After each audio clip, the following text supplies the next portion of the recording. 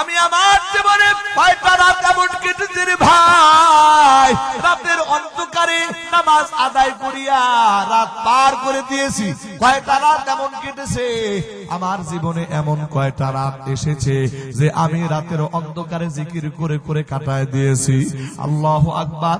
আমার জীবনে এমন কয়টা রাত এসেছি যে রাতের ভিতরে আমি কুরআনুল কারীমের তিলাওয়াত করে করে রাতটা পার করে দিয়েছি। ওরে বন্ধু, যদি চিন্তা ভাবনা করা যায় দেখা যাবে আমার আপনার জীবনে এমন রাতের সংখ্যা নাই বললেই চলে। হয়তো বা দুই একজনের ক্ষেত্রে দুই এক রাত থাকতে পারে, কিন্তু বেশিরভাগ ক্ষেত্রে এরকম কোন নেক আমল নিয়ে আমরা রাত পার করি না। অথচ এই জীবনে কত দেখলাম, যখন ব্রাজিল আর্জেন্টিনার খেলা হয় তখন বন্ধু বান্ধব মিলা দুপুর একেবারে গোটা পাড়া প্রতিবেশী মিলা বিরাট বড় একটা টিভি লাগায়া সেখানে খেলা দেখার জন্য সারা রাত পার করে দিয়েছে। এমন বহু রাত আমার আপনার জীবনে চলে গেছে। আবার বন্ধু বান্ধবী নিয়ে আড্ডার ভিতরে লিপ্ত থেকে থেকে এইরকম সারা রাত কেটে গেছে রে ভাই। বান্ধবীর সঙ্গে সারা রাত মোবাইলের মধ্যে চ্যাটিং করে করে কাটায় দিয়েছে। আল্লাহর বান্দা, এমন অনেক রাত আমার আপনার জীবনে গেছে যে রাত আল্লাহর নাফরমানিমূলক কাজের ভিতরে কেটে গেছে। অর্থাৎ গান বাজনা করতে করতে শুনতে শুনতে রাত কত কাটায় দিয়েছে কোনো হিসাব নাই। ওরে আল্লাহর বান্দা, তাহলে এবার বলুন তো দেখি আমার আপনার পরিস্থিতিটা কি? আমার আপনার আমল নামার ভিতরে যদি এই রকম পাওয়া যায় রাতের অন্ধকারে আল্লাহর নাফরমানি করেছি, গান বাজনার আসরের মধ্যে থেকেছি, এইরকম ব্রাজিল আর্জেন্টিনার খেলা দেখে দেখে আমরা রাত পার করে দিয়েছি। আমার আল্লাহর আদালতে আমার আল্লাহ যদি জিজ্ঞেস করে, বান্দা হে বান্দা, তুই আমি আল্লাহর জন্য কয়টা রাতের ঘুম হারাম করে দিয়েছিস? এ বান্দা, আমি আল্লাহকে ভালোবেসে তুই কয়টা রাত নামাজ পড়ে পড়ে কাটাইছো? কয়টা রাত জিকির করে করে কাটাইছো? কয়টা রাত তুমি এই রকম ভাবে আমি আল্লাহর কুরআনুল কারীম তিলাওয়াত করে কাটাইছো? আরে ভাই, এই বিষয়গুলোর চিন্তা যদি আমার আপনার মাথার ভিতরে ঢুকে যায়, আল্লাহর কসম আল্লাহর কসম, তাহলে আমার আপনার একটা ভূত চলে আসবে। ও বন্ধু, এই জন্য আমাদের পূর্ববর্তী মনীষী যারা, এই মনীষীদের জীবনগুলো মাঝে মধ্যে একটু শোনা দরকার, মাঝে মধ্যে একটু বলা দরকার, মাঝে মধ্যে একটু এইরকম ভাবে চিন্তা করা দরকার যে আমাদের পূর্বসূরি মানুষ যারা দুনিয়া থেকে বিদায় হয়ে গেছে, আমাদের আকাবিরিন হযরত যারা, তাদের জীবদ্দশায় আমল কেমন ছিল আর আমাদের আমল কেমন যাচ্ছে, তাদের দিন কেমন কেটেছে, তাদের রাত কেমন কেটেছে, আর আমাদের দিন আর রাত কেমন কাটতেছে। আমার প্রাণীর ভাইরা, আমার বন্ধুরা, এই বিষয়গুলির একটু চিন্তা ভাবনা করা দরকার। আমার আল্লাহ বলতেছে, বান্দা, আমি আল্লাহ তোমাদেরকে দুনিয়াতে পাঠাইলাম আমি আল্লাহর গোলামি করার জন্য, দাসত্ব করার জন্য।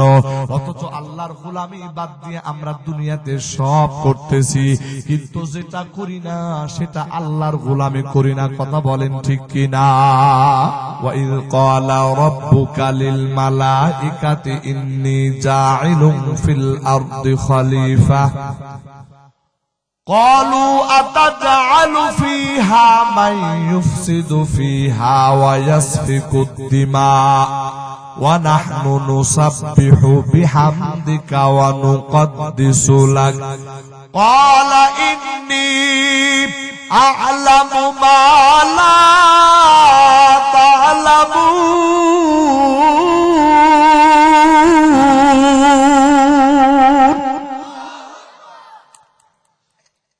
আমার আল্লাহ ফেরেশতাদেরকে ডাকলেন, বললেন, ফেরেশতারা রে, আমি আল্লাহ জমিনে আমার প্রতিনিধি বানাতে চাই।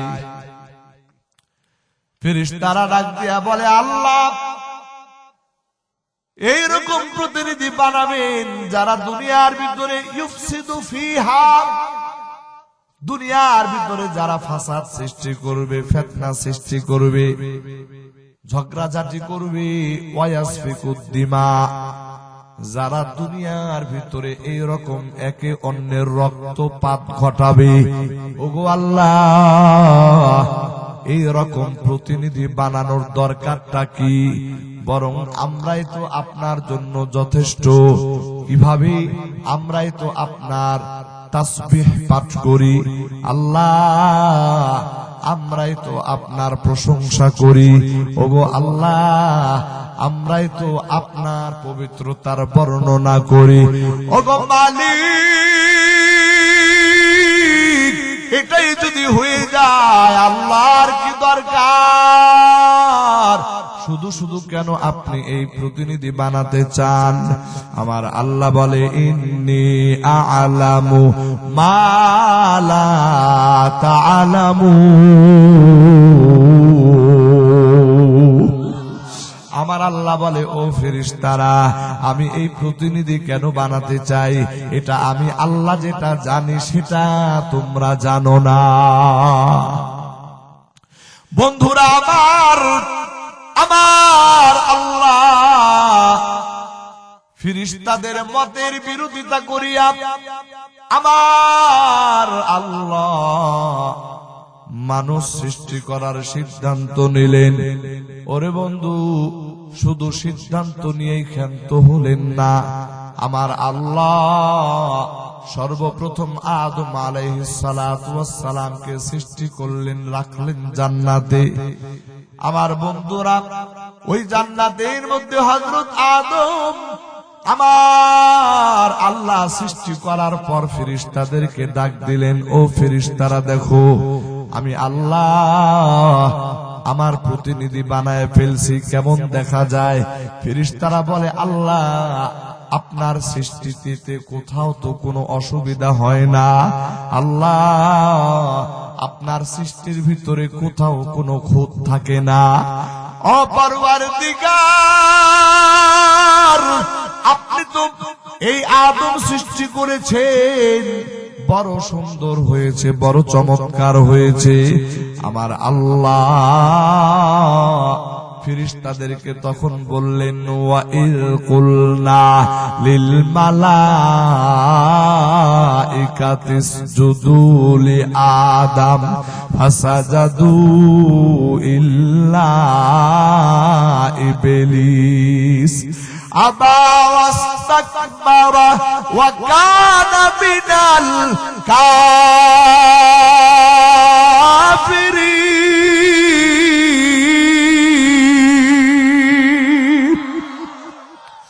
আমার আল্লাহ যে ফেরেশতারা মানুষ সৃষ্টির বিরোধিতা করেছিল রে ভাই, ওই ফেরেশতাদেরকে আমার আল্লাহ অর্ডার করলেন, ওয়াইল কুলনা লিল মালাইকাতি উসজুদু লি আদম, ওই ফেরেশতাদেরকে আমার আল্লাহ অর্ডার করলেন, আদমকে সিজদা করো, আদমকে সিজদা করো। ওরে বন্ধু, সমস্ত ফেরেশতারা তখন আদম আলাইহিস সালাতু ওয়াস সালামকে সিজদা করেছে। আল্লাহু আকবার। ফাসাজাদু, সবাই সিজদা করেছে, ইল্লা ইবলিস, মাত্র ইবলিস ব্যতীত। কে ব্যতীত? ইবলিস ব্যতীত। বন্ধুরা আমার, একটু গভীর মনোযোগ দিয়ে খেয়াল করে শুনুন রে ভাই, যে ইবলিস একটা সিজদা না করার কারণে আমার আল্লাহ ওই ইবলিসকে সেখান থেকে বিতাড়িত করে দিলেন। শুধু তাই নয়, আমার আল্লাহ ইবলিসকে কিয়ামত পর্যন্ত লানতময় করে দিলেন। ও বন্ধু, এই ইবলিস আমার আল্লাহ লানত প্রাপ্ত কেন রে ভাই? একটা মাত্র সিজদা না করার কারণে কিয়ামত পর্যন্ত ইবলিস থাকবে, শয়তান থাকবে। আমার আল্লাহ যার প্রতি লানত করেছেন, আমার নবীজি যার প্রতি লানত করেছেন, বন্ধুরা আমার, অথচ এই মিস্টার ইবলিসের হিসাব, এটা যদি আমরা একটু চিন্তা করি তাহলে আমাদের সামনে বিরাট বড় একটা সবক চলে আসবে। ওরে বন্ধু, মিস্টার ইবলিস কিন্তু মাত্র একটা সিজদা না করার কারণে আমার আল্লাহর দরবারে এত বড় নাফরমান হয়েছে। ওরে বন্ধু, অথচ আমার আল্লাহ আমাকে আপনাকে দৈনন্দিন 5 ওয়াক্ত নামাজ দান করেছে। এই 5 ওয়াক্ত নামাজের ভিতরে সিজদা আছে না নাই? ওরে ভাই, এমন মুসলমান আমাদের অন্তরে আছে রে ভাই, এমন মুসলমান আমাদের এলাকার ভিতরে আছে যেই মানুষটা জীবনে কোনো নামাজ পড়ে না, মাত্র 2টা ঈদের নামাজ পড়ে।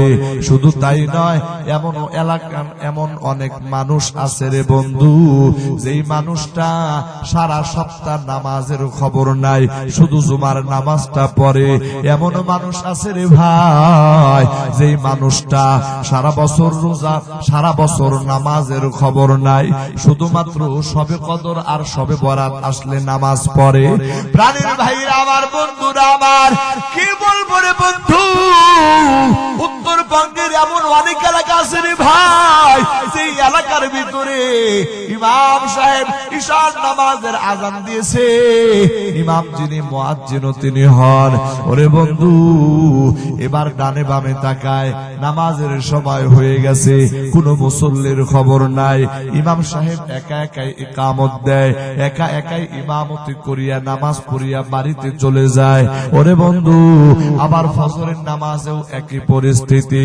এই রকম আল্লাহর বান্দা মসজিদে আসার পরে আযান দিয়ে অপেক্ষায় থাকে মুসল্লিরা আসবে, কিন্তু সময় ঘনায় যায়, মুসল্লিদের খবর নাই। আবারও ইমাম সাহেব একাই মুক্তাদি, একাই মুয়াজ্জিন, একাই ইমাম।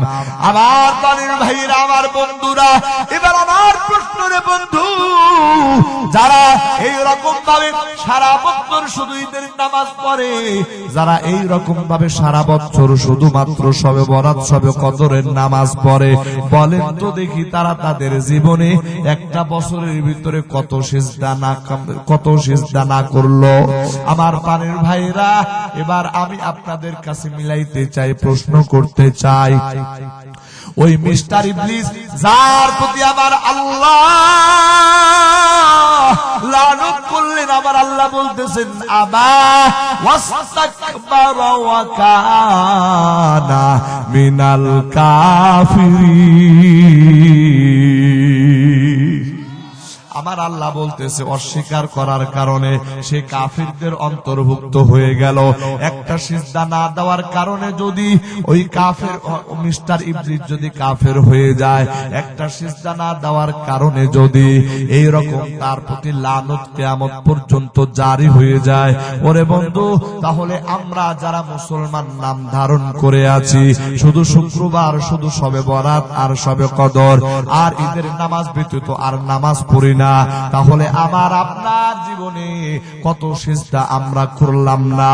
এবার আমি আপনাদেরকে বলতে হবে না, এবার আপনারা নিজেরাই নিজেকে প্রশ্ন করুন, আমি আমার নিজেকে নিজে প্রশ্ন করি, তাহলে আমার আপনার অবস্থানটা কি হবে? কথা ঠিক কিনা বললাম নাকি ভুল বললাম?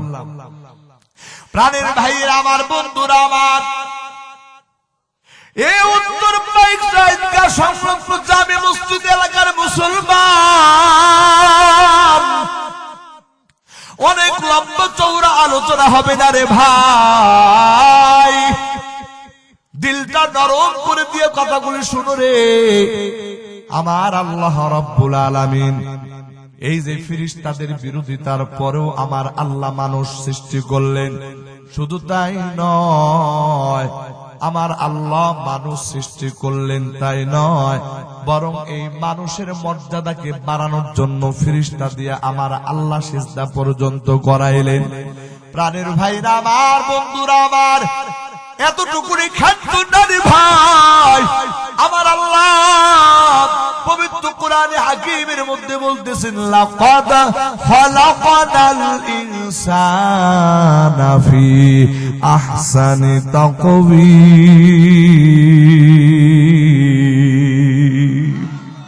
আমার আল্লাহ বলতেছে আমি মানুষকে সব থেকে সুন্দর গঠন দিয়া, সব থেকে সুন্দর আকৃতি দিয়া আমি আল্লাহ সৃষ্টি করেছি।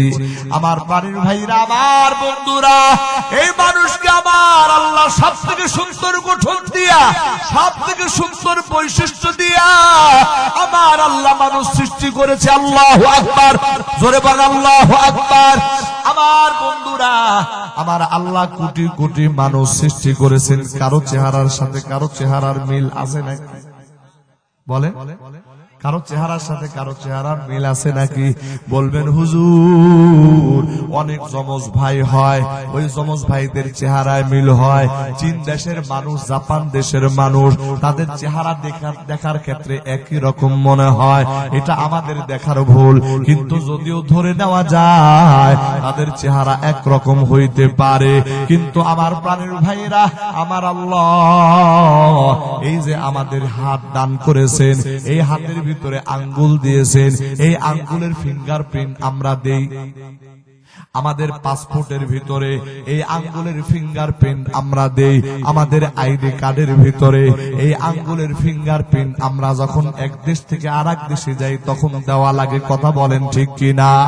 প্রাণের ভাইরা, আমার বন্ধুরা, আমার এই যে একটা আঙ্গুল রে ভাই, আমার আল্লাহ প্রত্যেকটা মানুষের আঙ্গুলের ভিতরে দেখা দিয়েছে কোটি কোটি মানুষ, কোটি কোটি কোটি কোটি আঙ্গুল। কিন্তু এই আঙ্গুলের ফিঙ্গারপ্রিন্টটা এত জরুরি কেন? কারণ দুনিয়ার সকল বিজ্ঞানীরা এটা প্রমাণ করেছে যে আঙ্গুলের ফিঙ্গারপ্রিন্টটা মানুষের চেহারায় চেহারায় যদিও কোথাও কোথাও মিল থাকতে পারে, কিন্তু আঙ্গুলের ফিঙ্গারপ্রিন্ট এটা এমন একটা বিষয়, গোটা দুনিয়ার কোটি কোটি মানুষ এক জায়গায় আঙ্গুলের ফিঙ্গারপ্রিন্ট দিলে কোন একজন মানুষের সঙ্গে আর একজন মানুষের আঙ্গুলের এই ছাপটা মিল হবে না। একটু আওয়াজ দিয়ে জোরে জোরে বলেন সুবহানাল্লাহ। প্রাণের ভাইরা, আমার বন্ধুরা, আমার আল্লাহ বলতেছে রে বান্দা, আমি আল্লাহ তোমাদেরকে এইরকম দাপে দাপে সৃষ্টি করলাম রে বান্দা। ফেরেশতারা অবাক করেছিল, এরপরেও আমি আল্লাহ বানাইলাম। যেই ফেরেশতারা তোমাদের ব্যাপারে আগ্রহী ছিল না, ওই ফেরেশতাদেরকে আমি আবার তোমাদেরকে সিজদা করাইলাম। শুধু তাই নয়, আমি আল্লাহ যত মাখলুক সৃষ্টি করেছি সব থেকে সুন্দর গঠন দিয়া আমি আল্লাহ তোমাদেরকে সৃষ্টি করেছি। এরপরে আমার আল্লাহ পবিত্র কোরআনে স্পষ্ট ভাবে এই কথাও জানায় দিতেছেন, ওয়ালাকাদ কাররামনা বানি আদম। আল্লাহু আকবার। আমার আল্লাহ বলে বনি আদমকে, আদমের সন্তান অর্থাৎ মানুষকে আমি সব থেকে বেশি মর্যাদাবান করে বানাইছি। ওরে বন্ধু, এবার আপনার আমার একটা বিষয় বোঝার কথা।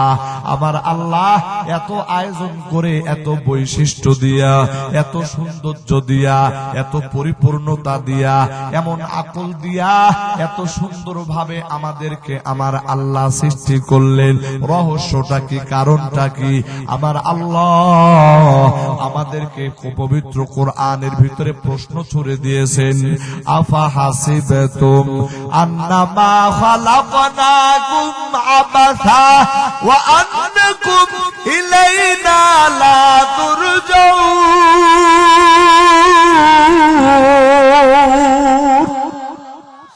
আমার আল্লাহ আমাদেরকে প্রশ্ন করতেছেন, ও বান্দা, আমি আল্লাহ যে এত আয়োজন করে, এত প্রস্তুতি নিয়া, এত বৈশিষ্ট্য দিয়া আমি আল্লাহ তোমাদেরকে বানাইলাম। এ বান্দা, আবাসা আন্নামা খালাকনাকুম আবাসা, আমি আল্লাহ কি তোমাদেরকে এমনি এমনি বানাইলাম নাকি? ও আন্নাকুম ইলাইনা লা তুরজাউন। ও বান্দা, তোমরা কি আর কোনদিন আমি আল্লাহর কাছে ফিরে আসবে না নাকি? নাকি? প্রাণের ভাইরা আমার, বন্ধুরা আমার, এই প্রশ্ন করি আরে ভাই। অন্য এক আয়াতের মধ্যে আমার আল্লাহ এই প্রশ্নের জবাব দিতেছে, মিনহা খালাকনাকুম ওয়া ফিহা নুঈদুকুম ওয়া মিনহা নুখরিজুকুম তারাতান উখরা। আল্লাহু আকবার, আল্লাহু আকবার। বন্ধুরা আমার, অল্প সময়, সংক্ষিপ্ত সময় কথা হবে রে ভাই, কিন্তু দিলের দরদ নিয়ে, আবেগ নিয়ে কথাগুলো বলতে চাই। ওরে বন্ধু, এই কথাগুলো আপনারাও একটু দিলের আবেগ নিয়া, একটু মায়া নিয়া, একটু মহাব্বত নিয়ে কথাগুলো অন্তরের ভিতরে ঢুকানোর চেষ্টা করুন। ওরে বন্ধু, আস্তে আস্তে আমি বলি আর আস্তে আস্তে আপনারা বোঝার চেষ্টা করুন। আমার আল্লাহ এই প্রশ্ন যখন করলেন, বান্দা এত আয়োজন করিয়া, এত বৈশিষ্ট্য দিয়া আমি আল্লাহ তোমাদেরকে বানাইলাম, এই বানানোটা কি অহেতুক বানাইলাম নাকি? ও বান্দা, তোমরা কি আমি আল্লাহর কাছে কোনোদিন ফিরে আসবে না?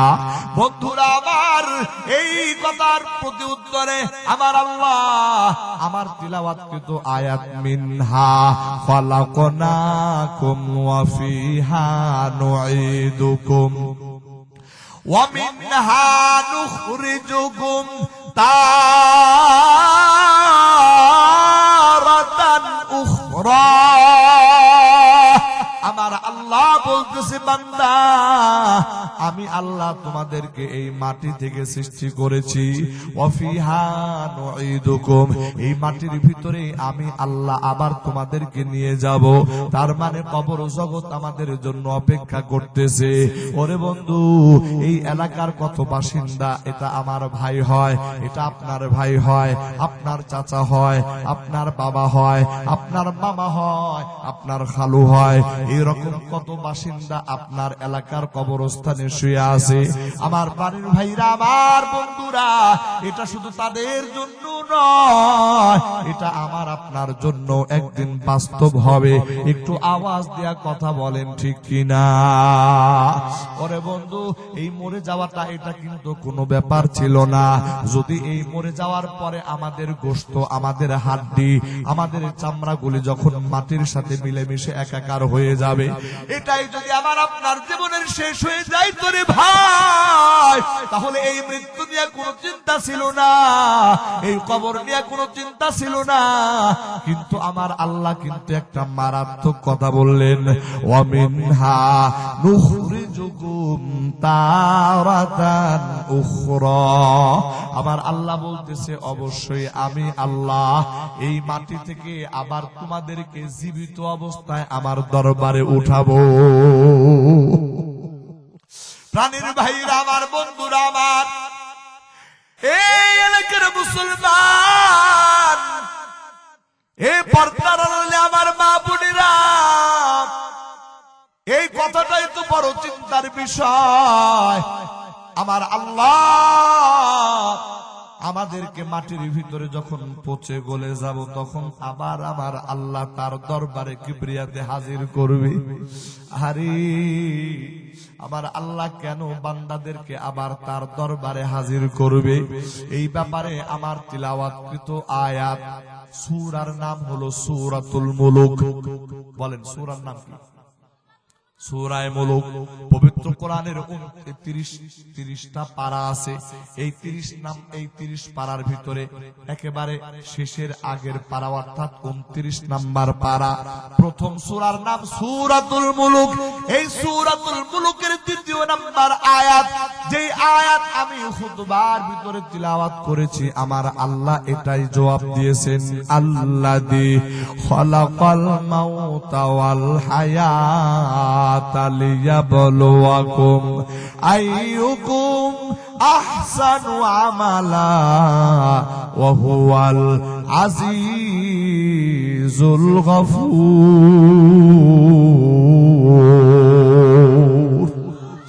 আমার আল্লাহ কিন্তু এখানে ওই বিষয়টা বলে দিতেছে, ওরে বান্দা আমি আল্লাহ কেন তোমাদেরকে আমার দরবারে হাজির করব। আমার আল্লাহ বলতেছে, বান্দা আমি আল্লাহ এই যে তোমাকে দুনিয়াতে পাঠাইলাম, হায়াত দিলাম, মৌত দিলাম, এই হায়াত আর মৌত আমি আল্লাহ সৃষ্টি করেছি রে বান্দা। এই হায়াত আর মৌত আমি আল্লাহ কেন তোদের জন্য সৃষ্টি করেছি রে বান্দা। আমার আল্লাহ বলতেছে, আমি আল্লাহ তোমাদের ভিতরে একটু যাচাই বাছাই করে দেখতে চাই, একটু পরীক্ষা করে দেখতে চাই তোমাদের ভিতরে কোন কোন বান্দা আমি আল্লাহর হুকুম মানিয়া সুন্দর আমল নিয়া আমি আল্লাহর দরবারে হাজির হয়, আর কোন কোন বান্দা আমি আল্লাহর হুকুমের নাফরমানি করিয়া এই রকম বদ আমল নিয়া আমি আল্লাহর দরবারে হাজিরা দেয়। প্রাণীর ভাইরা আমার, বন্ধুরা আমার, আমার আল্লাহ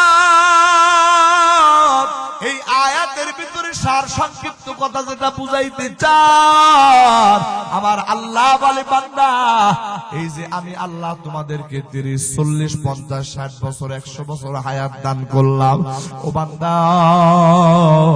এই হায়াত দান করার পরে আমি আল্লাহ যেটা তোমাদের কাছে চাই, এরে বান্দা এই হায়াতের ভিতরে আমি আল্লাহ তোমাদেরকে একটা ডিউটি দিয়েছিলাম, আমার ডিউটিটা তুমি কতটুকুন পালন করলা, কতটুকুন পালন করলা না, এই বিষয়টার হিসাব নিকাশের জন্যই আমি আল্লাহ আমার দরবারে তোমাদেরকে আবার পুনরায় হাজির করব। ওরে বন্ধু, এই বিষয়টা কিন্তু বড় চিন্তার বিষয়, বড় টেনশনের বিষয়।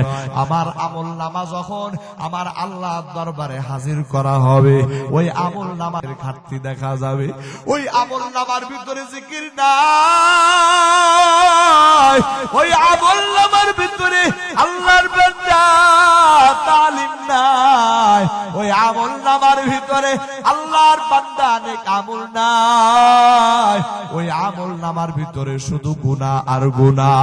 ওরে বন্ধু, ওই আমল নামা যখন আমার আল্লাহ তাআলার দরবারে প্রকাশ হয়ে যাবে, ওরে বান্দা তখন আমি আর আপনি আমার আল্লাহর দরবারে কেমন করে চেহারাটা দেখাবো রে বন্ধু। আমার প্রাণীর ভাইরা, আমার বন্ধুরা, এই চিন্তা যে মানুষটার ভিতরে ঢুকে গেছে রে ভাই, ওই আল্লাহর বান্দা আর কোনদিন আল্লাহু আকবার রাতের অন্ধকারে আল্লাহ পাকের জিকির ছাড়া, আল্লাহ পাকের ইবাদত ছাড়া রাতের অন্ধকারে ঘুমাইতে পারে না। ওরে বন্ধু, এই দুনিয়ার ভিতরে একজন মহান মনীষী ছিলেন, তার নাম ছিল হযরত ইমামে আজম আবু হানিফা রাহমাতুল্লাহি আলাইহি। ওই ইমামে আজম আবু হানিফা রাহমাতুল্লাহি আলাইহি তার জীবনের আমল নামার দিকে যদি তাহলে দেখা যায় আল্লাহর বান্দা 1 বছর 2 বছর নয়, দীর্ঘ 40 বছর পর্যন্ত ঈশার নামাজের ওযু দিয়া ফজরের নামাজ আদায় করেছে। একটু আওয়াজ দিয়া কথা বলেন সুবহানাল্লাহ। কি বলেন, এটা খুব সহজ কোনো আমল? হ্যাঁ, 40 বছর ঈশার ওযু দিয়া ফজরের নামাজ আদায় করেছে। আল্লাহু আকবার। প্রাণের ভাইরা আমার, বন্ধুরা আমার, ওই ইমামে আজম আবু হানিফা কেন এইরকম ভাবে রাতের ঘুম হারাম করে দিছে? ইমামে আজম আবু হানিফা জগৎ বিখ্যাত একজন আলেমের নাম, জগৎ বিখ্যাত একজন ফকিহের নাম। গোটা দুনিয়ার ভিতরে সব থেকে হানাফি মাযহাবের লোক বেশি কথা বলেন, ঠিক কিনা? আমরা যারা এখানে বসা আছি আমরাও হানাফি মাযহাবের লোক। আমার প্রাণীর ভাইরা, আমি স্পষ্ট ভাবে যে কথাটা বুঝাইতে চাই, যিনি এত বড় ইমাম, এত বড় ফকিহ, এত বড় আলেম, এত বড় আল্লাহওয়ালা, অথচ তার জীবনে এমন আমল পাওয়া যায় দীর্ঘ 40 বছর পর্যন্ত ঈশার ওযু দিয়া ফজরের নামাজ আদায় করেছে। ওরে বন্ধু, তার মানে তিনি রাতের অন্ধকারে ঘুমাইতেন না। কেন ঘুমাইতেন না? আল্লাহর দরবারে হাজির হওয়া লাগবে, আমল নামা আল্লাহ তাআলার দরবারে হাজিরা দিতে হবে। আমার আমল নামা আল্লাহর দরবারে হাজির হবে, ওই আমল নামার ভিতরে আমি কি ওজন করব রে ভাই। এই চিন্তা নিয়া, এই চিন্তা যখন মাথার ভিতরে ঢুকে যায় তখন আর চোখের ভিতরে ঘুম আসে না, দুইটা চোখের পাতা এক করতে পারে না। ওরে বন্ধু, আমি আপনাদের উদ্দেশ্যে স্পষ্ট ভাবে একটা কথা বলতে চাই। ওরে আল্লাহর বান্দা, ইমামে আজম আবু হানিফা রহমাতুল্লাহি আলাইহি 40 বছর পর্যন্ত একাধারে বিরতিহীন ভাবে এই আমল করেছে। তাহলে আমার আমলের খবর কি? আমি আমার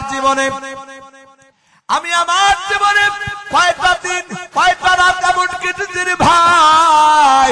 রাতের অন্ধকারে এইরকম নামাজ আদায় করিয়া রাত পার করে দিয়েছি। কয়টা রাত এমন কেটেছে আমার জীবনে, এমন কয়টা রাত এসেছে যে আমি রাতের অন্ধকারে জিকির করে করে কাটায় দিয়েছি। আল্লাহু আকবার। আমার জীবনে এমন কয়টা রাত এসেছি যে রাতের ভিতরে আমি কুরআনুল কারীমের তিলাওয়াত করে করে রাতটা পার করে দিয়েছি। ওরে বন্ধু, যদি চিন্তা ভাবনা করা যায় দেখা যাবে আমার আপনার জীবনে এমন রাতের সংখ্যা নাই বললেই চলে। হয়তো বা দুই একজনের ক্ষেত্রে দুই এক রাত থাকতে পারে, কিন্তু বেশিরভাগ ক্ষেত্রে এরকম কোন নেক আমল নিয়ে আমরা রাত পার করি না। অথচ এই জীবনে কত দেখলাম, যখন ব্রাজিল আর্জেন্টিনার খেলা হয় তখন বন্ধু বান্ধব মিলা, দুপুর একেবারে গোটা পাড়া প্রতিবেশী মিলা বিরাট বড় একটা টিভি লাগায়া সেখানে খেলা দেখার জন্য সারা রাত পার করে দিয়েছে। এমন বহু রাত আমার আপনার জীবনে চলে গেছে। আবার বন্ধু বান্ধবী নিয়ে আড্ডার ভিতরে লিপ্ত থেকে থেকে এইরকম সারা রাত কেটে গেছে রে ভাই। বান্ধবীর সঙ্গে সারা রাত মোবাইলের মধ্যে চ্যাটিং করে করে কাটায় দিয়েছে। আল্লাহর বান্দা, এমন অনেক রাত আমার আপনার জীবনে গেছে যে রাত আল্লাহর নাফরমানিমূলক কাজের ভিতরে কেটে গেছে। অর্থাৎ গান বাজনা করতে করতে শুনতে শুনতে রাত কত কাটায় দিয়েছি কোনো হিসাব নাই।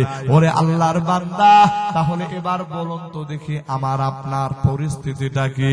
আমার আপনার আমল নামার ভিতরে যদি এই রকম পাওয়া যায় রাতের অন্ধকারে আল্লাহর নাফরমানি করেছি, গান বাজনার আসরের মধ্যে থেকেছি, এইরকম ব্রাজিল আর্জেন্টিনার খেলা দেখে দেখে আমরা রাত পার করে দিয়েছি। আমার আল্লাহর আদালতে আমার আল্লাহ যদি জিজ্ঞেস করে, বান্দা এ বান্দা, তুই আমি আল্লাহর জন্য কয়টা রাতের ঘুম হারাম করে দিয়েছিস? এ বান্দা, আমি আল্লাহকে ভালোবেসে তুই কয়টা রাত নামাজ পড়ে পড়ে কাটাইছো? কয়টা রাত জিকির করে করে কাটাইছো? কয়টা রাত তুমি এই রকম ভাবে আমি আল্লাহর কুরআনুল কারীম তিলাওয়াত করে কাটাইছো? আরে ভাই, এই বিষয়গুলোর চিন্তা যদি আমার আপনার মাথার ভিতরে ঢুকে যায়, আল্লাহর কসম আল্লাহর কসম, তাহলে আমার আপনার একটা ভূত চলে আসবে। ও বন্ধু, এই জন্য আমাদের পূর্ববর্তী মনীষী যারা, এই মনীষীদের জীবনগুলো মাঝে মধ্যে একটু শোনা দরকার, মাঝে মধ্যে একটু বলা দরকার, মাঝে মধ্যে একটু এইরকম ভাবে চিন্তা করা দরকার যে আমাদের পূর্বসূরি মানুষ যারা দুনিয়া থেকে বিদায় হয়ে গেছে, আমাদের আকাবিরিন হযরত যারা, তাদের জীবদ্দশায় আমল কেমন ছিল আর আমাদের আমল কেমন যাচ্ছে, তাদের দিন কেমন কেটেছে, তাদের রাত কেমন কেটেছে, আর আমাদের দিন আর রাত কেমন কাটতেছে। আমার পানির ভাইরা, আমার বন্ধুরা, এই বিষয়গুলি একটু চিন্তা ভাবনা করা দরকার। আমার আল্লাহ বলতেছে, বান্দা, আমি আল্লাহ তোমাদেরকে দুনিয়াতে পাঠাইলাম আমি আল্লাহর গোলামি করার জন্য, দাসত্ব করার জন্য। অথচ আল্লাহর গোলামি বাদ দিয়ে আমরা দুনিয়াতে সব করতেছি, কিন্তু যেটা করি না সেটা আল্লাহর গোলামি করি না। কথা বলেন ঠিক কি না? প্রাণের ভাইরা, আমার বন্ধুরা আমার, একটু গভীর মনোযোগ দিয়ে খেয়াল করে শুনুন। এই দুনিয়ার একজন বিখ্যাত আল্লাহওয়ালা ছিল রে ভাই। তার নাম ছিল হযরত খাজা কুতুবউদ্দিন বখতিয়ার কাকি রহমাতুল্লাহি আলাইহি। আল্লাহর বান্দা আল্লাহ তাআলার কাছে এত দামি ছিল, এত দামি ছিল। ওই আল্লাহর বান্দা জীবদ্দশায় আল্লাহর কত বান্দা তার কাছে মুরিদ হয়েছে, তার ভক্ত হয়েছে, তার কথা মতো জীবন পরিবর্তন করেছে। ওরে বন্ধু, হযরত কুতুবউদ্দিন বখতিয়ার কাকি রহমাতুল্লাহি আলাইহি যখন তিনি ইন্তেকাল করেন, ইন্তেকাল করার পর তখন তার সংবাদ সারা দেশের মধ্যে ছড়ায় যায়। আরে ভাই, গোটা দেশের মানুষ যারা হুজুরকে ভালোবাসতো, মুহাব্বত করত, তারা হুজুরের জানাজার নামাজ পড়ার জন্য একটা ময়দানের ভিতরে, একটা বড় মাঠের ভিতরে একত্র হয়ে গেছে। হাজার হাজার লাখ লাখ জনতা যখন জানাজার নামাজের জন্য জমা হয়ে গেছে, সারিবদ্ধভাবে নামাজ পড়বে, নামাজের জন্য দাঁড়ায় গেছে। এমন সময় হযরত খাজা কুতুবউদ্দিন বখতিয়ার কাকি রহমাতুল্লাহি আলাইহি তার একজন খাদেম ছিল রে ভাই। এই খাদেম এবার সমস্ত ময়দানের মানুষদেরকে লক্ষ্য করে একটা কথা বললেন, শোনেন, আমার হুজুর খাজা কুতুবউদ্দিন বখতিয়ার কাকি রহমাতুল্লাহি আলাইহি ইন্তিকাল করার পূর্ব মুহূর্তে আমার কাছে এমন একটা ওসিয়ত করে গেছে, এই ওসিয়তের কথাটা আমি আপনাদেরকে শোনাইতে চাই। হযরত কুতুবউদ্দিন বখতিয়ার কাকির খাদেম বলতেছে, হুজুর আমাকে ওসিয়ত করে গেছে যে আমার জানাজার নামাজ যেই ব্যক্তিটা পড়াবে, ওই ব্যক্তির ভিতরে 4টা শর্ত আছে কিনা ভালো মতো দেখে নিবা। এই 4টা শর্ত যেই ব্যক্তির আমল নামার ভিতরে পাওয়া যাবে, ওই ব্যক্তি হবে আমার নামাজে জানাজার ইমাম। আর এই 4টা শর্ত যার পাওয়া যাবে না, এইরকম কোন ব্যক্তি আমার নামাজে জানাজার ইমাম হতে পারবে না। বন্ধুরা আমার, ওই 4 শর্ত কি কি রে ভাই? একটু গভীর মনোযোগ দিয়ে শর্তগুলি শুনব আর চিন্তা করব, এই শর্তগুলির সাথে আমাদের জীবনের কোন সম্পর্ক আছে কিনা। এবার খাজা কুতুবউদ্দিন বখতিয়ার কাকি রহমাতুল্লাহি আলাইহি তার খাদেম বলতেছে, 4 শর্তের ভিতরে প্রথম নাম্বার শর্ত হলো, 1 নাম্বার শর্ত হলো, যেই বান্দা প্রাপ্ত বয়স্ক হওয়ার পর থেকে নিয়া, মানে বালেগ হওয়ার পর থেকে নিয়া, বালেগ মানে যখন থেকে আল্লাহর হুকুম ওই বান্দার উপরে ফরজ হয়ে যায়, এই রকম প্রাপ্ত বয়স্ক হওয়ার পর থেকে নিয়া আজ পর্যন্ত, মানে ওই দিন জানাজার নামাজ পর্যন্ত 1 ওয়াক্ত নামাজের তাকবীরে উলা যার জীবন থেকে ছুটে নাই, এটা হলো আমার হুজুরের দেওয়া 4টা শর্তের ভিতরে 1 নাম্বার শর্ত। একটু আওয়াজ দিয়া আল্লাহু আকবার বল, আল্লাহু আকবার। 4টা শর্তের ভিতরে তাকবীরে উলা ছুটে নাই, জীবনেও তাকবীরে উলা ছুটে নাই। আরে তাকবীরে উলা অনেক, আমরা তো অনেকে জানি না যে তাকবীরে উলা বলে কোনটা রে। এটা খায় না মাথায় দেয় নাকি এটা কোন জেলার নাম? আরে অনেক আল্লাহর বান্দা এটা আমরা জানিও না। আসলে তাকবীরে উলা ওই তাকবীরকে বলা হয় যেই তাকবীরের মাধ্যমে আমরা কান হাত পর্যন্ত, হাত কান পর্যন্ত উঠায়া নাভির নিচে বেঁধে ফেলি। ইমাম সাহেব যখন আল্লাহু আকবার বলে, তো আল্লাহু আকবার তাকবীরে যখন আমরা আমাদের 2 কান পর্যন্ত হাত উঠায়, হাত যখন এভাবে বেঁধে ফেলি, এই যে আল্লাহু আকবার বলা হলো, এটা হলো তাকবীরে উলা। আল্লাহু আকবার বলে, অর্থাৎ যেই তাকবীরের মাধ্যমে নামাজ শুরু হয়। বলবেন হুজুর তাকবীরে উলা তো দূরের কথা, নামাজে কয়জন পড়ি? প্রাণের ভাইরা আমার, বন্ধুরা আমার, এই উত্তর পাইকশা এলাকার মুসলমান, আমার আল্লাহ বলতেছে, দুনিয়ার ইমানদার তুমি যদি ঈমানের আলামত তোমার ভিতরে রাখতে চাও, তাহলে ঈমানের পরে সর্বপ্রথম যেই কাজ সেটা হলো তোমার নামাজ।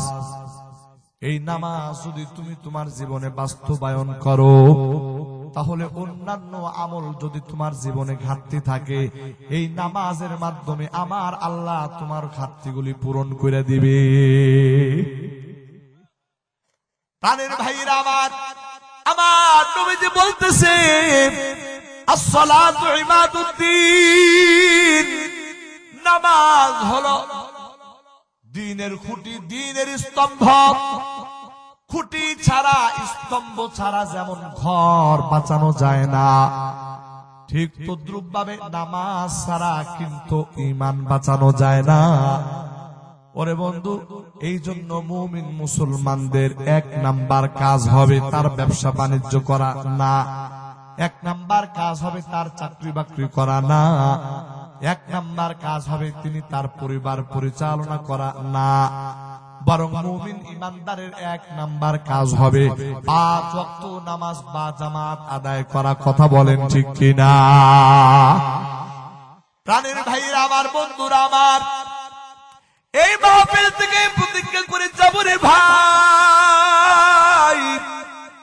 জীবনে 1 ওয়াক্ত নামাজ ছাড়ব না। আল্লাহর বান্দা খাজা কুতুবউদ্দিন বখতিয়ার কাকি রহমাতুল্লাহি আলাইহির খাদেম বলে, 1 নাম্বার শর্ত হলো এটা যে আল্লাহর বান্দা বালেগ হওয়ার পর আজ পর্যন্ত কোনদিন তাকবীরে উলা যার জীবনে ছুটে নাই। 4টা শর্তের ভিতরে এটা হলো প্রথম নাম্বার শর্ত।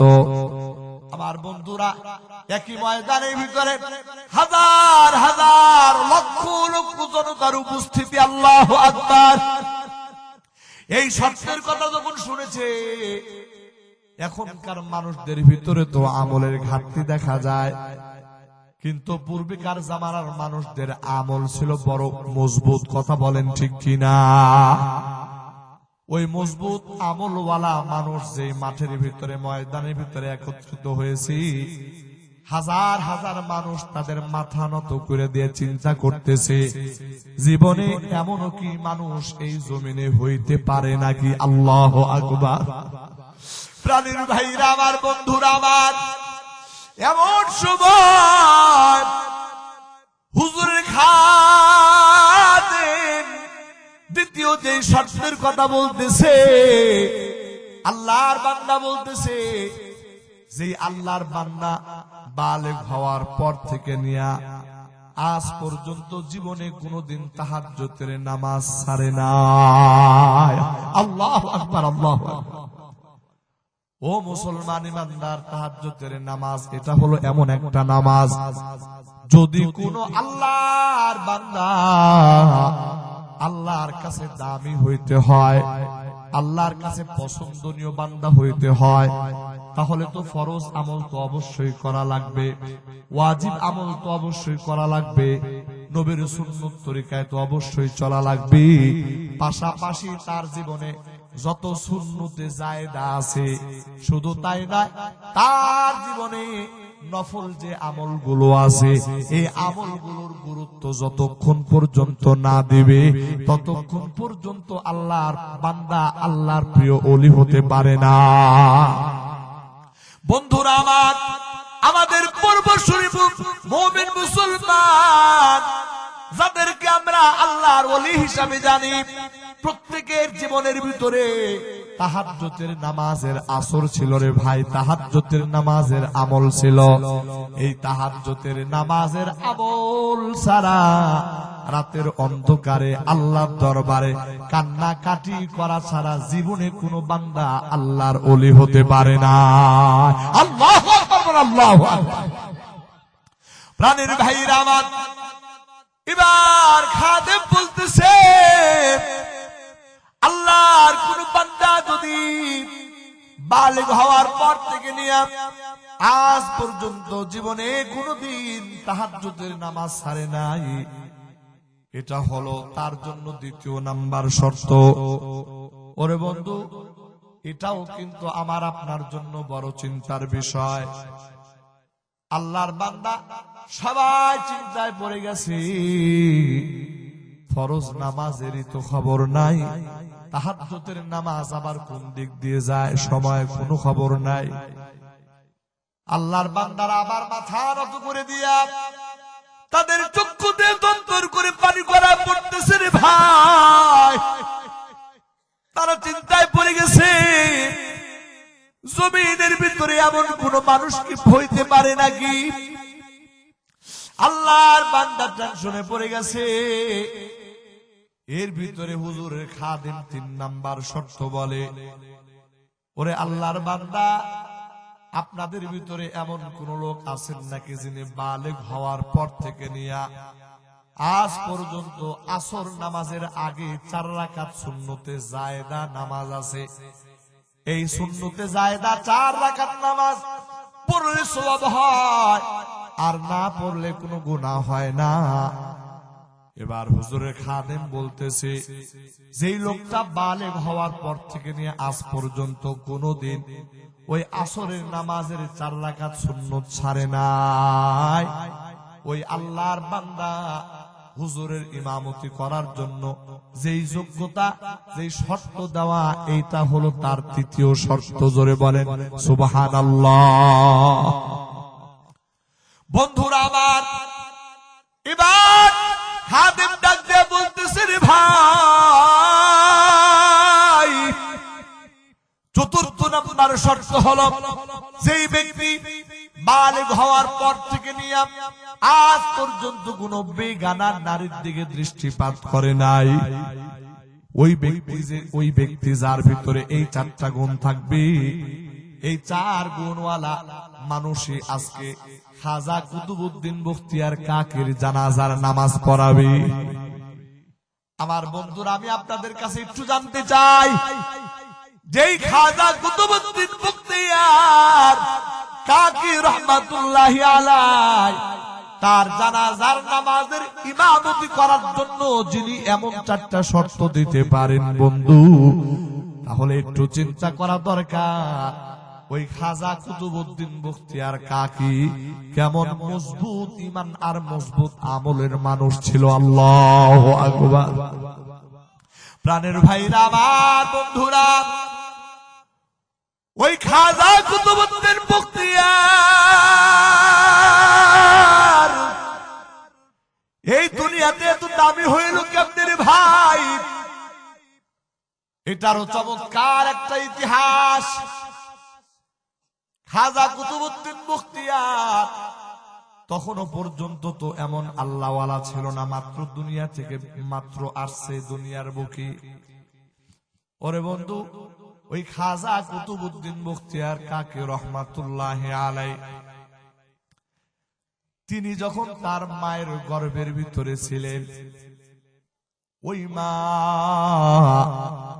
খাজা কুতুবউদ্দিন বখতিয়ার কাকিকে গর্ভে ধারণ করার পর যখন দুনিয়াতে আসলো, বড় সুন্দর চেহারা, বড় সুন্দর চেহারা, ফুটফুটে চেহারা।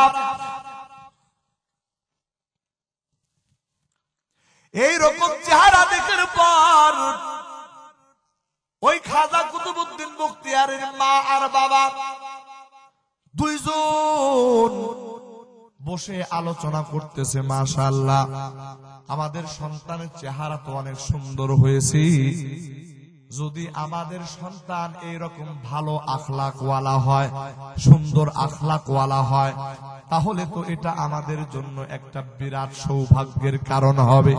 কারণ সন্তান যদি নেককার হয়, সন্তান যদি আল্লাহওয়ালা হয়, সন্তান যদি আমলে সালেহ করনেওয়ালা হয়, এটা অবশ্যই মা আর বাবার জন্য বড় উপকারী। কথা বলেন ঠিক কিনা? বন্ধুরা আমার, ওই মা ওই বাবা সন্তানের সৌন্দর্য দেখিয়া আশ্চর্যান্বিত হয়ে গেছে। এত সুন্দর, এত সুন্দর আল্লাহ। মা এবং বাবা অতীব খুশি হয়ে গেছে। সন্তান হাঁটি হাঁটি পা পা করে বড় হচ্ছে, আর মা বাবার টেনশন বাড়তেছে। এই সন্তান বড় হওয়ার পরে কি মা বাবার বাধ্য সন্তান হবে না অবাধ্য সন্তান হবে? এই চিন্তা করিয়া ওই মা আর বাবা তাদের সন্তান কুতুবউদ্দিনের ব্যাপারে কি পদক্ষেপ গ্রহণ করলো।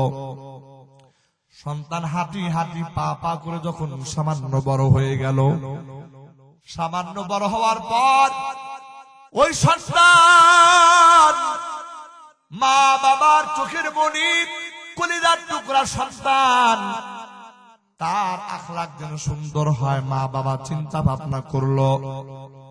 এক সময় মা তার বাবাকে ডাক দিয়া বলে, শোনেন, আপনার আর চিন্তা করার কারণ নাই, বরং আমি আমার সন্তানের আখলাক সুন্দর কিভাবে করতে হয় আজকে থেকে এটাই আমার মাদ্রাসা হবে। মা এবার এই সন্তানের ব্যাপারে শিক্ষক হয়ে গেলেন। মা সন্তানকে শিখাইলেন, বাবা এই দুনিয়ার ভিতরে আপনাদের কষ্ট হইতেছে, খারাপ লাগতেছে, আমি অনেক কষ্ট করে কথাগুলো বলতেছি বন্ধু, আপনারা যদি না শুনেন তাহলে আমার এত বলার শখ নাই, কিন্তু এই কথাটুকু এই জন্য বলতে চাই, এই কথার ভিতরে আমার আপনার সবক আছে রে ভাই। এবার ওই ছোট কুতুবউদ্দিনকে নিয়ে তার মা ক্লাসের ভিতরে বসে গেছে। মা বলতেছে, বাবা এই কুল কায়নাত যিনি সৃষ্টি করেছেন তার নাম হলো আল্লাহ, তার এত ক্ষমতা, এই যে আমি যেই খাবার খাই এই খাবার দান করেন আল্লাহ, তোমার বাবা যেই খাবার খায় এই খাবার দান করে আল্লাহ, গোটা দুনিয়ার সমস্ত মাখলুক যত খাদ্য খাবার খায় এই খাবার যিনি যোগান দেন তিনি হলেন আল্লাহ। সন্তানের মাথার ভিতরে আল্লাহ সম্পর্কে ধারণা দিয়েছি। এবার মা সন্তানকে শিখাইতেছে, শোনো বাবা, তুমি প্রতিদিন মক্তবে যাইবা, মক্তবে যাওয়ার পর তোমার খাবার কিন্তু মা তোমাকে দিবে না, তোমার খাবার কিন্তু আল্লাহ পাক ব্যবস্থা করবে বান্দা, কিন্তু এমনি এমনি না, বরং আল্লাহর আদালতে তোমাকে এই খাবার চাইয়া নিতে হবে। সুবহানাল্লাহ। তার মানে মা কত সুন্দর কৌশল করে সন্তানকে আল্লাহর গুণকীর্তন করে শিখাইতেছে রে ভাই। ওই মা কত সুন্দর কৌশল করে আমার আল্লাহর পরিচয় সন্তানকে শিখাইতেছে। আর ওই মা নিজের কোলের ভিতরে সন্তানকে রাখিয়া যে শিক্ষা দিবে এই শিক্ষাই হবে মায়ের ক্ষেত্রে সন্তানের জন্য শ্রেষ্ঠ মাদ্রাসা। একটু আওয়াজ দেয়া কথা বলেন ঠিক কিনা? এখন আমরা আমাদের সন্তানদেরকে হাট্টিমা টিম টিম তাদের খাড়া দুটো সিং এইরকম শিক্ষা দেই, আমরা আমাদের সন্তানদেরকে নামাজ শিক্ষা দেই না, কোরআন শিক্ষা দেই না, আমরা আমাদের সন্তানদেরকে জীবনের শুরুতেই উল্টা পাল্টা কথা শিক্ষা দিয়ে তাদের জীবন থেকে আমরা বরকতকে নষ্ট করে দেই। কথা বলেন ঠিক কিনা? ভাইয়েরা আমার, ওই কুতুবউদ্দিন ওর মা এটা শিখায় দিয়েছে, ও বাবা প্রতিদিন তুমি মক্তবে যাইবা, মক্তব থেকে যখন চলে আসবা, আসার পর যায় নামাজটা নিয়ে বসে যাইবা, যায় নামাজ বসি, যায় নামাজের ভিতরে বসিয়া দুইটা হাত আসমানের দিকে উঠায় দিয়া মালিকের দরবারে তুমি একটু দোয়া করবা, দোয়া করবা, আল্লাহর কাছে তুমি রিজিক চাইবা। এরপরে তোমার রিজিকের ব্যবস্থা আল্লাহ যখন করবে তখন তুমি খাইবা। আমার পানির ভাইরা, আমার বন্ধুরা, ঠিক মা যেমন সন্তানকে মায়া করে মোহাব্বত করে যেই কথাগুলো শিখায় দিয়েছে, এই মা এই সন্তান ঠিক ওইভাবে আমল করতে আরম্ভ করে। সন্তান মক্তব থেকে আসে,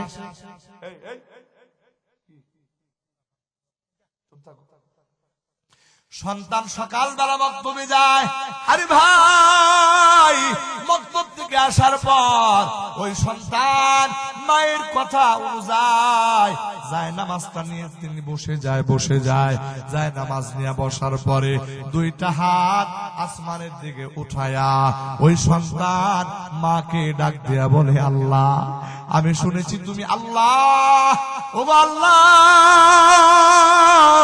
তুমি নাকি কুল কায়নাতকে সৃষ্টি করেছো, আল্লাহ গোটা কুল কায়নাতকে তুমি শুধু সৃষ্টি করো নাই, বরং তোমার সৃষ্টি জগতের যত প্রাণী আল্লাহ সকল প্রাণীর রিজিকের ব্যবস্থা তুমি করো গো আল্লাহ। তোমার সৃষ্টি জগতের ভিতরে আমিও তোমার ছোট্ট একজন বান্দা, আল্লাহ মেহেরবানি করে আমার রিজিকের ফয়সালা তুমি তোমার পক্ষ থেকে কইরা দাও। এই কথাগুলি সন্তান কুতুবউদ্দিন প্রতিদিন যখন এই রকম ভাবে মক্তব থেকে আসে, আসার পর দুইটা হাত আসমানের দিকে উঠায়া যায় নামাজটা বিছায়া বড় কুচি দুইটা হাত নিয়া, বড় কুচি মনটা নিয়া, কুচি জবান দিয়া প্রতিদিন এই রকম ভাবে মালিককে ডাক দেয়, আর প্রতিদিন এই রকম রিজিক মালিকের কাছ থেকে চাইয়া নেয়।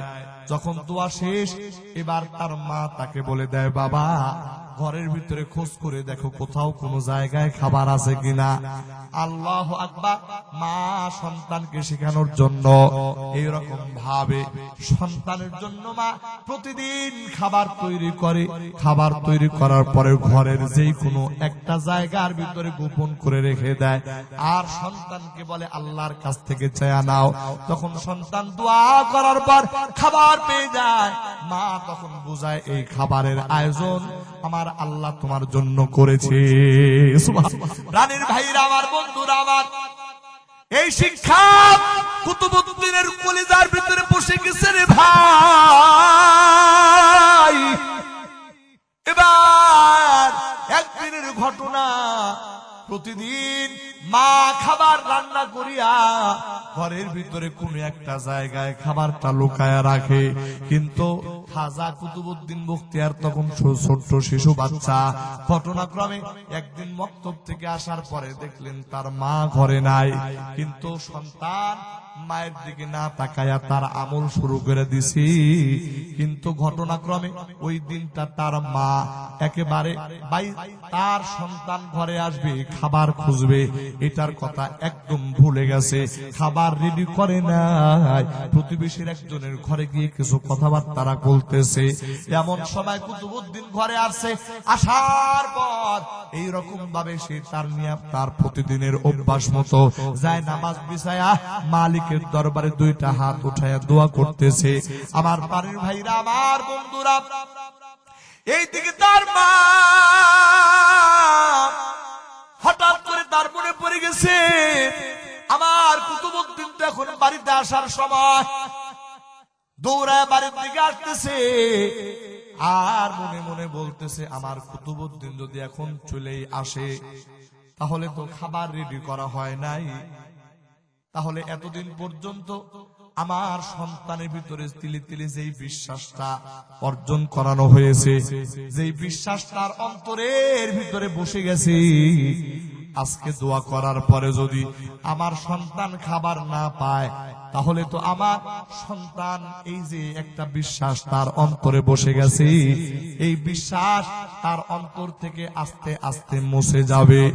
আমার বাড়ির ভাইরা, আমার বন্ধুরা, এইদিকে মা এই চিন্তা করতেছে রে ভাই, আল্লাহর দরবারে বলে আল্লাহ আমার সন্তান কুতুবউদ্দিনের মধ্যে যেই রকম ভাবে শৈশব কালে তোমার প্রতি একটা ভালোবাসা, সম্মান, শ্রদ্ধা ঢুকায় দেওয়া হলো, আল্লাহ গো না জানি আজকে আমার সন্তানের এই বিষয়টা ভেঙে যায়। আয় আল্লাহ মেহেরবানি করে আমার সন্তানের এই বিশ্বাস তুমি ভাঙতে দিও না।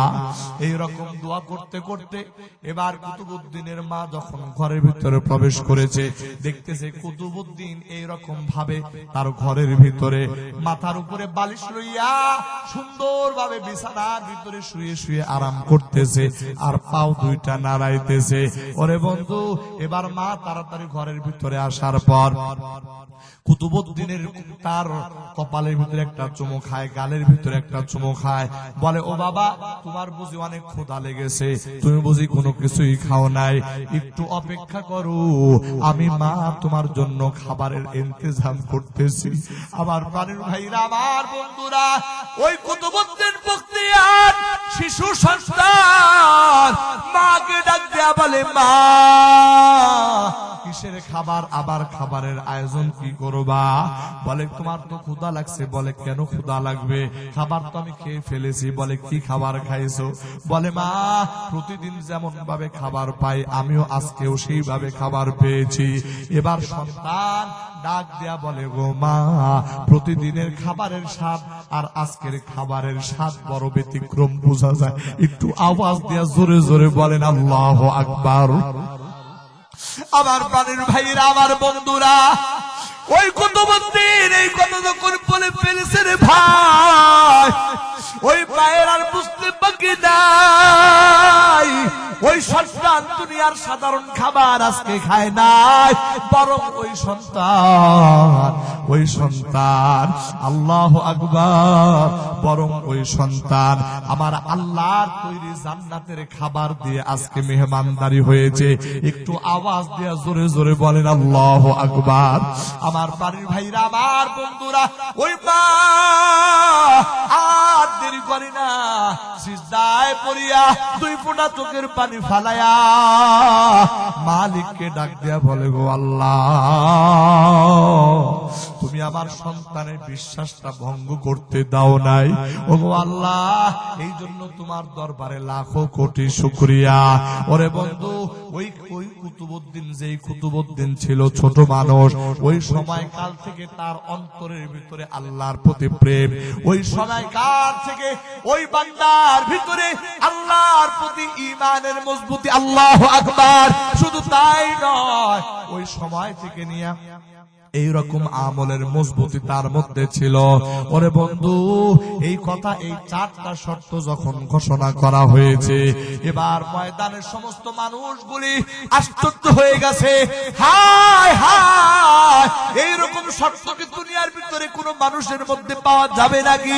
আমার বন্ধুরা, এই কথা যখন চিন্তা করতেছে, এমন সময় একজন মানুষ তাদের মোড় দিয়ে একেবারে সামনে চলে আসছে। খাজা কুতুবউদ্দিন বখতিয়ার খাটিয়া বরাবর চলে গেছি, মাথা থেকে নিয়া কাফনের কাপড়টা সামান্য খুলে চেহারাটা ফাঁক করিয়া ওই চেহারা বরাবর মুখটা একটু আগায় নিয়া ডাক দিয়া বলতেছে, ও কুতুবউদ্দিন বখতিয়ার, তুমি তো দুনিয়া থেকে চলে গেছো, কিন্তু আমার জীবনের রহস্য, যেটা আমি জীবনে কাউকে জানতে দেই নাই, আমার জীবনের ওই গোপন রহস্যটা তুমি আজকে প্রকাশ করে দিয়ে গেলা। আজকে যদি ওই রহস্য প্রকাশ না করি, তাহলে তো তোমার জানাজার নামাজ এই জমিনে হয় না। আমার প্রাণের ভাইরা, এই কথা বলিয়া আল্লাহর বান্দা আবারও তিনি মাথার কাফনের কাপড়টা জোড়া লাগাইয়া এবার তিনি জনতার সামনে গিয়ে দাঁড়াইলেন। সমস্ত মানুষ করে আশ্চর্য হয়ে গেছে রে ভাই, কেননা জনতার সামনে যিনি দাঁড়াইছেন তিনি কোন সাধারণ মানুষ নয়, বরং তিনি হলেন ওই সময়ের বাদশাহ সুলতান শামসুদ্দিন আল তামাশ রহমাতুল্লাহি আলাইহি। একটু আওয়াজ দিয়া জোরে জোরে বলেন সুবহানাল্লাহ। বাদশা যখন তাদের সামনে দাঁড়ায় গেছে, আরে ভাই, বাদশা দাঁড়ানোর পর চাতক পাখির মতো সবাই বাদশার কথা শোনার জন্য দাঁড়ায় আছে। এবার বাদশা সকলকে উদ্দেশ্য করে বলতেছে, ও উপস্থিত মুসল্লি ভাইয়েরা, একটু ভালো করে কথাগুলি শুনো। আমি, আমার আল্লাহ আমার প্রতি বড় দয়া করেছেন, আমার আল্লাহ আমার প্রতি বড় ইহসান করেছেন। এই যে খাজা কুতুবউদ্দিন বখতিয়ার যে চার শর্তের কথা বলেছেন, এই চারটা শর্ত আমার আল্লাহ দয়া করে আমাকে দান করেছে। আল্লাহু আকবার, আল্লাহু আকবার। প্রাণীর ভাইরা আমার, বন্ধুরা আমার, হযরত খাজা কুতুবউদ্দিন বখতিয়ার বলতেছে, রে ভাই আমার আল্লাহ এই যে আমার ভিতরে এই গুণটা দান করেছে, দুনিয়ার কেউ আজ পর্যন্ত জানতো না, শুধুমাত্র আমার পীর হযরত খাজা কুতুবউদ্দিন বখতিয়ার এই ঘটনাটা জানতো। আমি ভাবতে পারি না আমার এই আমলের কথা কোনোদিন মানুষ জানবে, আর এটা আমি কোনোদিন চাইও নাই। কিন্তু আজকে এমন একটা পরিস্থিতি তৈরি হয়ে গেছে, এই আমলের কথা যদি আজকে গোপন রাখিয়ে দেই, তাহলে কুতুবুল আলম কুতুবউদ্দিন বখতিয়ার কাকি রহমাতুল্লাহি আলাইহি তার জানাজা বিহীন তাকে দাফন করা লাগে। আর আমি এই কাজ কোনোদিন হতে দেব না, এই কাজ কোশ্চিন কালেও আমার দ্বারা মেনে নেওয়া সম্ভব নয়। প্রাণের ভাইরা আমার, এই কথা যখন বললেন, বলার পর লক্ষ লক্ষ হাজার হাজার মানুষ মাথা নত করে দিয়া চোখের পানি ফালায়া ফালায়া কাঁদতেছে, আর চিন্তে পড়ে গেছে, রে ভাই একজন দেশের বাদশাহ, একজন দেশের প্রধানমন্ত্রী, তার যদি এমন আমল হয়, অথচ রাষ্ট্রীয় ভাবে কত দায়িত্ব তার জীবনে থাকে, কত কোন কোন জায়গায় কোন কোন জায়গায় কি কি করবে, রাষ্ট্রীয় কত জিম্মাদারি তার উপরে থাকে। ওরে বন্ধু, এই রাষ্ট্রীয় জিম্মাদারি যার ভিতরে থাকে, এই রকম ব্যস্ততা তার পিছনে ছাড়ে না। এই রকম ব্যস্ততার ভিতরেও আল্লাহর বান্দা এই আমলগুলি জীবনে বাস্তবায়ন করে গেছে। এই কারণে গোটা ময়দানের মানুষ বড় আশ্চর্যান্বিত হয়ে গেছে। আমার প্রাণের ভাইরা, আমার বন্ধুরা, হযরত কুতুবউদ্দিন বখতিয়ার কাকি রহমাতুল্লাহি আলাইহি এর জানাজার নামাজ জমানার বাদশাহ সুলতান শামসুদ্দিন আল-তামার রহমাতুল্লাহি আলাইহি ইমামতি করার কারণে খাজা কুতুবউদ্দিন বখতিয়ার কাকির জানাজার ইমামতি হয়েছে। ওরে বন্ধু, এবার আমি আপনাদেরকে একটু প্রশ্ন করতে চাই, একজন দেশের বাদশাহ যদি এতটুকুন আমল করতে পারে রে বন্ধু, তাহলে আমার আপনার মতো সাধারণ মানুষ যারা শুধুমাত্র সামান্য একটু ব্যবসা করি, একটু ব্যস্ত থাকি, অথবা একটু সামান্য ক্ষেত খামারে কাজ করি, সামান্য একটু ব্যস্ত থাকি, অথবা দুনিয়ার অন্যান্য জায়গায় সামান্য কিছু কাজকর্ম নিয়ে একটু ব্যস্ততার মধ্যে থাকি, তাহলে আমার আপনার আমল নামাটার দিকে একটু তাকানো দরকার। ওরে বন্ধু, এই বিষয়টাই আমি বোঝানোর জন্য এতক্ষণ পর্যন্ত আপনাদেরকে আমি এই কথাগুলো আমি বলতে চাচ্ছিলাম। আমার বাড়ির ভাইরা, আমার বন্ধুরা, মূল কথায় ফিরে যায়। আমার আল্লাহ এই কথাটাই বলতেছেন, আল্লাযী খালাকাল মাউতা ওয়াল হায়াতা লিয়াবলুয়াকুম আইয়ুকুম আহসানু আমালা ওয়া হুয়াল আজিজুল গফুর। আমার বাড়ির ভাইরা, আমার আল্লাহ এটাই তো দেখতে চায়, বান্দা নেক আমল নিয়ে তার দরবারে হাজির হয় নাকি বদ আমল নিয়ে তার দরবারে হাজির হয়। ওরে বন্ধু, নেক আমল নিয়ে যদি আল্লাহর বান্দা আল্লাহর দরবারে হাজির হয়, আমার আল্লাহ ওই বান্দার জন্য পুরস্কার দিবেন জান্নাত। আর যদি বদ আমল নিয়ে হাজির হয়, ওই বান্দার জন্য অবশ্যই তার ঠিকানা হবে নিকৃষ্ট জায়গা, জাহান্নাম। অথচ ওই জাহান্নাম এত ভয়ঙ্কর, ওই জাহান্নাম এত মারাত্মক জায়গা, ওই জায়গা এমন আযাব আমার আল্লাহ ব্যবস্থা করে রাখছে। আরে ভাই, এই দুনিয়ার কোন শাস্ত্র তৈরি হয় নাই, দুনিয়ার কোন বডি তৈরি হয় নাই, আমার আল্লাহর আযাব বরদাস্ত করার মতো ক্ষমতা তার আছে। আমার বন্ধুরা, এটাই যদি বাস্তব হয়ে যায়, তাহলে আজকের এই ময়দান থেকে আল্লাহর বান্দারা একটু মনকে নরম করিয়া এই তওবাটা করে নেওয়া দরকার।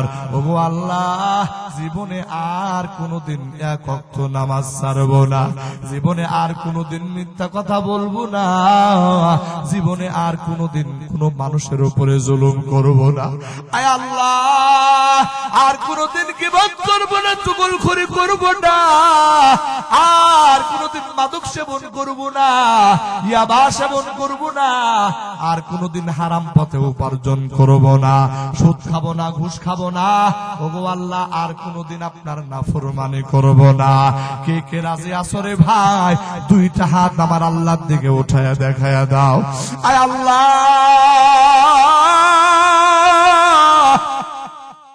তোমার কুদরতে নজর দিয়ে তাকায় করে মাওলা, তোমার বান্দাগুলি দুইটা হাত উঠায় দিয়েছে, তোমার বান্দাগুলি তওবা করতেছে। আল্লাহ মেহেরবানি করে বান্দাদের এই তওবাগুলি কবুল করে নাও। আল্লাহ জীবনে কত তওবা করেছি, আবার তওবা ভঙ্গ করেছি। মাওলায়ে পাক, আয় আল্লাহ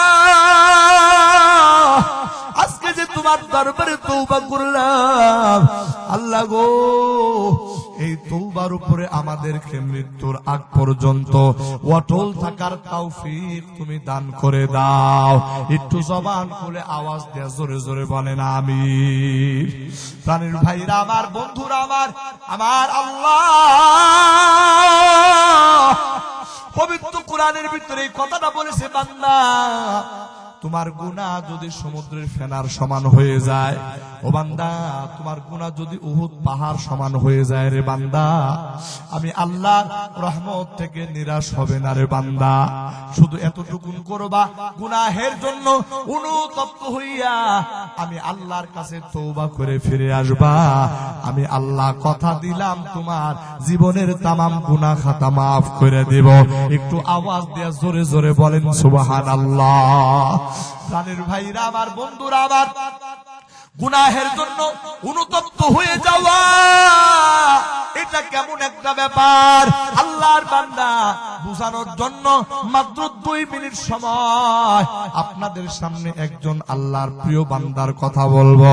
হযরত আব্দুল্লাহ ইবনে মুবারক রাহমাতুল্লাহি আলাইহি অনেক বড় মুহাদ্দিস ছিলেন। গোটা দুনিয়াতে তার কাছে পড়েছেন ছাত্র, হাদিস পড়েছেন এমন ছাত্র ছিল।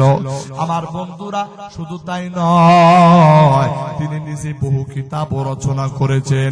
শুধু তাই নয়, তিনি এমন বড় বুজুর্গ ছিলেন, আল্লাহ ওয়ালা ছিলেন। আল্লাহু আকবার।